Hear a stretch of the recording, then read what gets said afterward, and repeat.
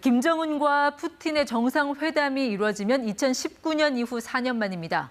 최근 강화된 한미일 공조를 의식한 걸까요? 김재천 서강대 국제대학원 교수와 더 자세한 이야기 나눠보겠습니다. 네, 교수님 안녕하세요. 네, 안녕하십니까. 자, 이 보도 내용이 사실이라면 북한 입장에서는 상당히 당황스러울 것 같습니다. 네. 최고 지도자의 동선이 세세하게 맞습니다. 저렇게 공개가 된 네. 마당에 김정은 위원장 진짜 푸틴 만나러 갈 수 있을까요? 일단 뉴욕타임즈 이 보도 내용이 너무 구체적이에요.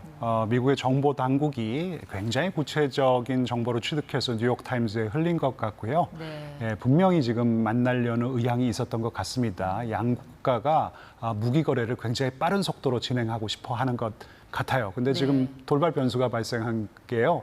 지금 미국 정보 당국이 굉장히 구체적인 일정까지, 장소까지 다 지금 언론을 통해서 흘려버린 것 아닙니까? 네.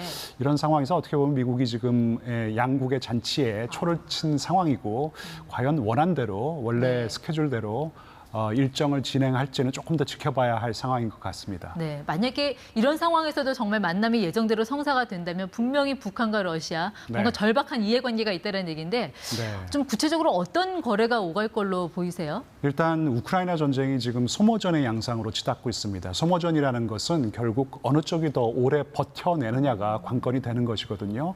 우크라이나, 러시아 양국 모두 지금 무기고가 바닥이 난 상황입니다.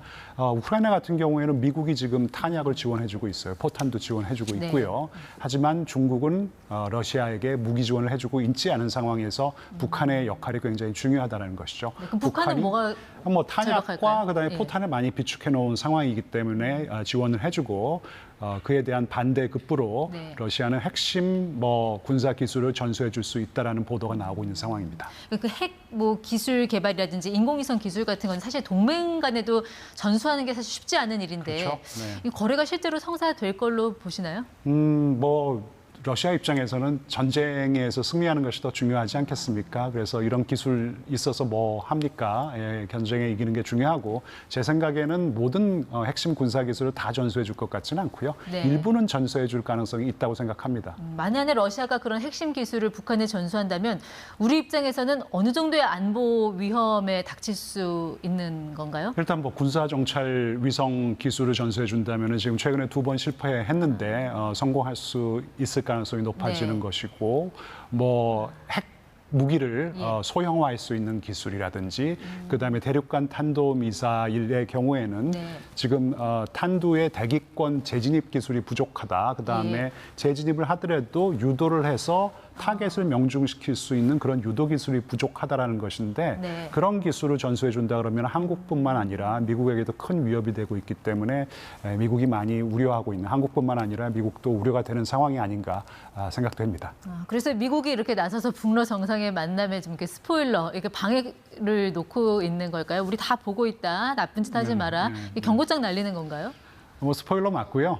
마치 영화 제목처럼 너희는 이번 가을에 무엇을 할 것인지 우리는 다 알고 있다 그런 것 같고요. 그럼에도 그 무기 거래는 진행할 것 같습니다. 지난 북한 열병식 당시에 북한과 러시아가 보여준 행태를 보면은요. 이제는 비밀리에 거래할 의도가 없는 것 같고요. 그냥 내놓고 거래할 생각을 가지고 있는 것 같습니다. 자, 이 무기 거래에서 끝나지 않습니다. 이제 군사 합동 훈련 얘기가 나오는데 그동안 북한은 자주 국방이라는 그 대기조하에 다른 강대국들하고 이렇게 군사 훈련하는 경우가 거의 없지 않았습니까? 이번에 우리가 그걸 보게 되는 건가요? 없는 걸로 알고 있어요. 그럼 어떤 의도로 이제 그런 군사 훈련에 나서게 될 걸로 보세요? 일단 러시아가 제안을 한 것 같아요. 쇼이구 러시아 국방장관이 북한에게 연합 군사 훈련을 제안한 것이 맞다고 확인을 해줬습니다. 근데 과연 어떤 규모의 군사 훈련이 가능한지 잘 모르겠습니다. 러시아가 전쟁 중이라는 상황을 좀 감안해야 될 것 같아요. 전쟁 중에 얼마나 많은 군사적인 역량을 이런 훈련에 투여할 수 있을지 잘 모르겠고요.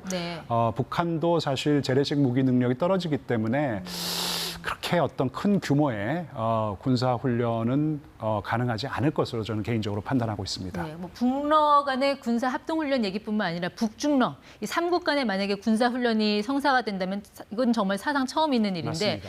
근데 왜 중국은 이렇게 조용합니까? 뭔가 좀 생각이 많아 보여요? 중국이 말씀하신 대로 좀 생각이 많은 것 같아요. 왜냐하면 지금 북중러가 같이 한다는 데 있어서는 공감을 표명하고 있는 상황이지만 사실 군사적으로 너무 러시아와 밀착하는 모습을 조금 꺼려하는 그런 정황도 포착이 되거든요. 특히 우크라이나 전쟁이 터지고 난 다음에 러시아와 군사적인 밀착을 조금 꺼려하는 모습도 포착이 되고 북한과도 마찬가지입니다. 북한과의 군사적인 밀착 역시 조금 부담스러워하는 것 같은데요. 근데 네. 궁극적으로 지금 한미일의 안보 연대가 강화되는 상황에서 네.